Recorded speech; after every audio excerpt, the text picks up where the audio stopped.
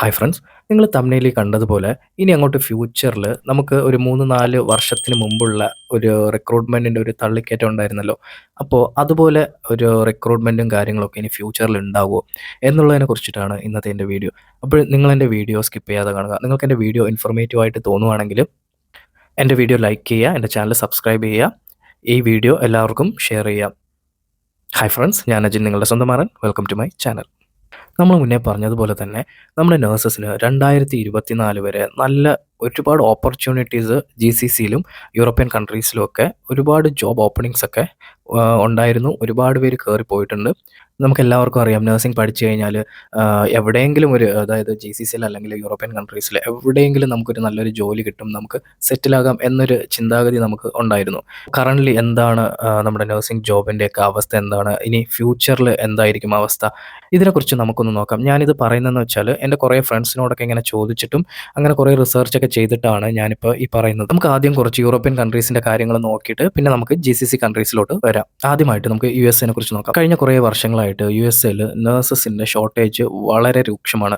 ഈ കോവിഡ് ടൈമിൽ നിങ്ങൾക്ക് അറിയാമായിരിക്കുമല്ലോ, ഒരുപാട് നഴ്സസ് ഷോർട്ടേജ് USA വന്നിട്ടുണ്ടായിരുന്നു. ആ സമയത്ത് ഒരുപാട് ജോബ് ഓപ്പർച്യൂണിറ്റീസ് USA ഉണ്ടായിരുന്നു. അതുപോലെ തന്നെയാണ് ഇപ്പോഴും USA ജോബ് ഓപ്പർച്യൂണിറ്റീസ് ഉണ്ടായിരിക്കുന്നത്. അവിടുത്തെ പ്രോസസ്സിങ്ങിന് എടുക്കുന്ന ഒരു കാലതാമസവും അവിടുത്തെ എക്സാമും ഇതൊക്കെ അതിൻ്റെ പ്രോസസ്സിങ്ങിൻ്റെ ഒരു ഡിഫിക്കൽട്ടീസ് കാരണമാണ് അങ്ങോട്ടുള്ള മൈഗ്രേഷന് കുറച്ച് കാലതാമസം എടുക്കുന്നത്. എന്നാലും ഒരുപാട് സ്കിൽഡ് നഴ്സസ് ഇപ്പോഴും പോകുന്നുണ്ട്. ഇപ്പോഴും അവിടെ ഒരുപാട് ഓപ്പർച്യൂണിറ്റീസ് വന്നിട്ടുണ്ട്. ഒരുപാട് ഏജൻസികളുടെ അഡ്വർടൈസ്മെൻറ്റും കാണാനും നമുക്ക് സാധിക്കുന്നുണ്ട്. കാരണം എന്താണെന്ന് വെച്ചാൽ അവിടെ കെയർ ഹോംസിലും ഓൾഡ് ഏജ് ഹോംസിലൊക്കെ ഒരുപാട് നഴ്സസ് ഷോർട്ടേജ് വരുന്നുണ്ട്. നഴ്സസിന് ആശ്വസിക്കാൻ പറ്റിയ ഒരു കാര്യമാണ് USA. കാരണം ഇനി ഫ്യൂച്ചറിലും ഷോർട്ടേജസ് ഉണ്ടാകും. അവിടെ ഫ്യൂച്ചറിലും റിക്രൂട്ട്മെൻ്റ് ഒക്കെ ഇപ്പോഴും നടക്കുന്നത് പോലെ നടക്കുന്നതായിരിക്കും എന്നാണ് അറിയുന്നത്. ഇനി നമ്മൾ നോക്കാൻ പോകുന്നത് ജർമ്മനിയാണ്. ഈ ജർമ്മനിയിലെ ഓൾഡ് ഏജ് ഹോംസിലും കെയർ ഹോംസിലും അതുപോലെ തന്നെ ഈ ഹോസ്പിറ്റലുകളിലൊക്കെ ഒരുപാട് ജോബ് വാക്കൻസീസ് ഉണ്ട്. നിങ്ങൾക്ക് എല്ലാവർക്കും അറിയാമായിരിക്കുമല്ലോ, ജർമ്മനിയിൽ അവിടുത്തെ ലാംഗ്വേജ് തന്നെ നമുക്ക് റിക്വയർമെൻ്റ് ആയിട്ട് അച്ചീവ് ചെയ്യാനുണ്ട്. ഇപ്പോൾ തന്നെ ODPCയിലൊക്കെ ജർമ്മനിയിൽ നിന്ന് ക്ലയൻസ് ഒക്കെ വന്നിട്ട് ഇൻ്റർവ്യൂ ചെയ്ത് സെലക്ട് ചെയ്ത് കാൻഡിഡേറ്റ്സിനെ ജർമ്മനിയിലോട്ട് കൊണ്ടുപോയി അവിടെ നിന്ന് തന്നെ ലാംഗ്വേജ് റിക്വയർമെൻറ്റ് ട്രെയിനിങ്ങും കാര്യങ്ങളൊക്കെ കൊടുത്തിട്ട് അവിടെ തന്നെ പ്ലേസ്മെൻറ്റ് കൊടുക്കുന്ന ഒരു രീതിയും നടക്കുന്നുണ്ട്. അതുകൊണ്ട് ജർമ്മനിയിലോട്ടും ഒരുപാട് വാക്കൻസീസ് നേരത്തെ ഉള്ളതുപോലെ തന്നെ ഇനി ഫ്യൂച്ചറിലും ഉണ്ടാകാനും ചാൻസ് ഉണ്ട്. ഇനി നമ്മൾ നോക്കാൻ പോകുന്നത് UK ആണ്. നിങ്ങൾക്ക് എല്ലാവർക്കും അറിയാമായിരിക്കുമല്ലോ, ഈ കഴിഞ്ഞ കുറച്ച് കാലങ്ങളായിട്ട് UKയിലോട്ട് ഒരുപാട് നഴ്സസിനെ റിക്രൂട്ട് ചെയ്ത് ഒരുപാട് പേര് മൈഗ്രേറ്റ് ചെയ്തിട്ടുണ്ട്. അത്രയ്ക്കും സ്റ്റാഫ് ഷോർട്ടേജ് രൂക്ഷമായിരുന്ന ഒരു സമയമായിരുന്നു UKയിൽ. എന്നാൽ അവിടുത്തെ സിറ്റുവേഷൻ ഇപ്പോൾ ഒരുപാട് ചേഞ്ച് ആയിട്ടുണ്ട്. കാരണം എന്താണെന്ന് വെച്ചാൽ UKയിലെ കുറച്ച് ക്രൈസിസ് കാരണമാണ് അവിടുത്തെ റിക്രൂട്ട്മെൻ്റ് ഒക്കെ ഇപ്പോൾ NHS സ്റ്റോപ്പ് ചെയ്ത് വെച്ചേക്കുന്നത്.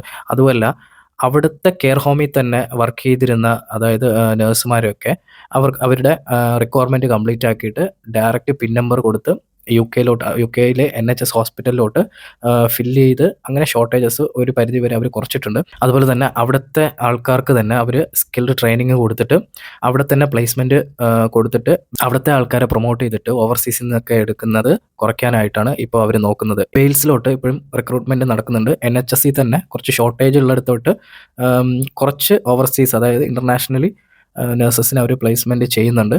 എന്നാലും നേരത്തെ വെച്ച് കമ്പയർ ചെയ്യുമ്പോഴത്തേക്കും ഇപ്പോൾ ഒരുപാട് കുറവാണ്. ഫ്യൂച്ചറിലും ഇതുപോലെ തുടരാനാണ് ചാൻസ്. ഇനി എന്തെങ്കിലും ചേഞ്ചസ് ഉണ്ടെങ്കിൽ അതും വരും വീഡിയോയിൽ അപ്ഡേറ്റ് ചെയ്യുന്നതായിരിക്കും. ഇനി നമ്മൾ നോക്കാൻ പോകുന്നത് ന്യൂസിലാൻഡാണ്. ന്യൂസിലാൻഡും എല്ലാവരും ഇഷ്ടപ്പെടുന്ന ഒരു നല്ലൊരു സ്ഥലമാണ്. ന്യൂസിലാൻഡ് നഴ്സിംഗ് റിക്രൂട്ട്മെൻറ്റും ഇപ്പോൾ സ്റ്റോപ്പ് ചെയ്ത് വെച്ചിട്ടുണ്ട്. കാരണം എന്താണെന്ന് വെച്ചാൽ അവിടെയും ഷോർട്ടേജ് ഫില്ലായിട്ടുണ്ട് എന്നാണ് അറിയാൻ കഴിഞ്ഞത്. ഈ അടുത്തിടെയായിട്ട് തന്നെ ഒരുപാട് നഴ്സസ് ന്യൂസിലാൻഡിലോട്ട് ഇപ്പോൾ മൈഗ്രേറ്റ് ചെയ്തിട്ടുണ്ട്. ന്യൂസിലാൻഡിൽ കുറച്ച് നാൾ കഴിയുമ്പോഴത്തേക്കും അവർ റിക്രൂട്ട്മെൻറ്റ് റീഓപ്പൺ ചെയ്യാൻ ചാൻസ് ഉണ്ട് എന്ന് കേൾക്കുന്നുണ്ട്. ന്യൂസിലാൻഡിൽ നമുക്ക് ഒരുപാട് ചാൻസസ് ഇനി ഫ്യൂച്ചറിൽ വരുന്നുണ്ട്. ന്യൂസിലാൻഡിൻ്റെ പ്രോസസ്സിംഗ് എന്ന് പറയുമ്പോഴത്തേക്കും കുറേ ചിലവുള്ളതും, പിന്നെ അവിടെ ചെന്നിട്ട് നമ്മൾ കോഴ്സൊക്കെ അറ്റൻഡ് ചെയ്തിട്ട് പിന്നെ അത് കഴിഞ്ഞിട്ട് നമുക്ക് പിൻ നമ്പർ കിട്ടിയതിന് ശേഷം നമ്മൾ ജോബ് അപ്ലൈ ചെയ്ത് അങ്ങനെയൊക്കെ എടുക്കാൻ കുറച്ച് ടഫായിട്ടുള്ള കാര്യങ്ങളാണ്. ഇനി ഫ്യൂച്ചറിൽ എന്തെങ്കിലുമൊക്കെ ചിലപ്പോൾ ചേഞ്ചസ് വരാൻ ചാൻസ് ഉണ്ടാകും. എന്തെങ്കിലും ചാൻസസ് ഉണ്ടെങ്കിൽ ഞാൻ അറിയിക്കാം. ഇനി നമ്മൾ നോക്കാൻ പോകുന്നത് GCC കൺട്രീസിലോട്ടുള്ള നഴ്സസ് വാക്കൻസീസിനെ കുറിച്ചിട്ടാണ്. നമുക്ക് ആദ്യമായിട്ട് തന്നെ സൗദി അറേബ്യ നോക്കാം. നമുക്ക് എല്ലാവർക്കും അറിയാമായിരിക്കുമല്ലോ, MOH ഹോസ്പിറ്റലിൽ നിന്ന് നമ്മുടെ നാട്ടിലോട്ട് ഇൻ്റർവ്യൂവിന് ഡയറക്റ്റ് വന്നിട്ട് അവിടെ നിന്ന് സെലക്ട് ചെയ്തിട്ട് അങ്ങനെ ഇവിടുത്തെ ഹോസ്പിറ്റലിലോട്ടൊക്കെ പ്ലേസ്മെൻറ്റ് കൊടുക്കുന്ന ഒരു സിസ്റ്റം ഉണ്ടായിരുന്നു. സെയിം ലൈക്ക് അതുപോലെ തന്നെയാണ് ഇപ്പോഴും ഉള്ളത്. ഇപ്പോൾ കറൻ്റ്ലി മെയിൽ നഴ്സസിന് ഒരുപാട് ഓപ്പർച്യൂണിറ്റീസ് സൗദി അറേബ്യയിൽ വന്നിട്ടുണ്ട്. അതായത് കൂടുതലും ഇൻഡസ്ട്രിയൽ ഫീൽഡിലാണ് വന്നിട്ടുള്ളത്. ഒരുപാട് പേര് എടുക്കുന്നുണ്ട്. അത് ഫീമെയിൽ നഴ്സസിനെയും, മെയിൽ നഴ്സസിനെയും പ്രൈവറ്റ് ഹോസ്പിറ്റലുകളിലൊക്കെ ഇപ്പഴും ഒരുപാട് വാക്കൻസീസ് ഉണ്ട്. ഇപ്പഴും ഒരുപാട് എടുക്കുന്നുണ്ട്. ഇനി ഫ്യൂച്ചറിലും അതുപോലെ ഉണ്ടാകാനും ചാൻസ് ഉണ്ട്. ഇനി നമ്മൾ നോക്കാൻ പോകുന്നത് ദുബായിലെ നഴ്സിംഗ് ജോബ് ഓപ്പർച്യൂണിറ്റീസിൻ്റെ കാര്യങ്ങളെ കുറിച്ചിട്ടാണ്. നമുക്ക് എല്ലാവർക്കും അറിയാവുന്നതുപോലെ തന്നെ ദുബായിലെ ജോബ്സിനൊക്കെ നാട്ടിൽ ഇൻ്റർവ്യൂ അവർ കണ്ടക്ട് ചെയ്യുന്നത് വളരെ കുറവാണ്. അത് കാരണം ഒരുപാട് നഴ്സസ് വിസിറ്റിംഗ് വിസയിൽ വന്നിട്ട് ജോബ് സെർച്ച് ചെയ്തിട്ട് അങ്ങനെ ജോബ് വാങ്ങുന്ന ഒരുപാട് നഴ്സസ്, ഒരുപാടെന്നല്ല ഒട്ടുമിക്ക ആൾക്കാരും അങ്ങനെ തന്നെയാണ് ചെയ്യുന്നത്. ദുബായ് നഴ്സസിൻ്റെ ഇൻ്റർവ്യൂസ് നാട്ടിലങ്ങനെ അധികം നടക്കാത്തത് കാരണം ഒരുപാട് നഴ്സിംഗ് ഷോർട്ടേജസ് ദുബായിലുണ്ട്. നേരത്തെയും അതുപോലെ ഷോർട്ടേജസ് ഉണ്ട്. അതുപോലെ തന്നെ ഇപ്പോഴും കറന്റ്ലിയും ഷോർട്ടേജസ് ഉണ്ട്. ഇനി ഫ്യൂച്ചറിലും അതുപോലെ തന്നെ ഷോർട്ടേജസ് ഉണ്ടാകാനും ചാൻസ് ഉണ്ട്.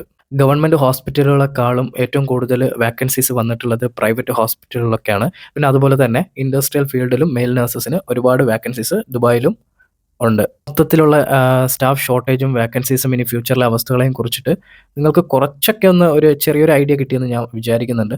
നിങ്ങൾക്ക് എന്തെങ്കിലും ഡൗട്ട് ഉണ്ടെങ്കിൽ നിങ്ങളെൻ്റെ വീഡിയോയുടെ താഴെ കമൻറ്റ് ചെയ്യുക. ഞാൻ എൻ്റെ വാട്സപ്പ് നമ്പർ ഈ വീഡിയോയുടെ ഡിസ്ക്രിപ്ഷനിൽ കൊടുത്തിട്ടുണ്ട്. നിങ്ങൾക്ക് എന്തെങ്കിലും ഡൗട്ട് ഉണ്ടെങ്കിൽ നിങ്ങൾ ആ നമ്പറിൽ വാട്സപ്പ് ചെയ്യുക.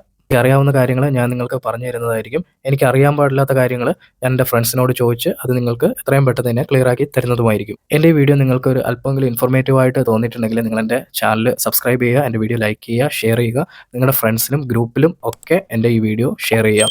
അപ്പോൾ നമുക്ക് അടുത്തൊരു വീഡിയോയിൽ കാണാം. Thank you.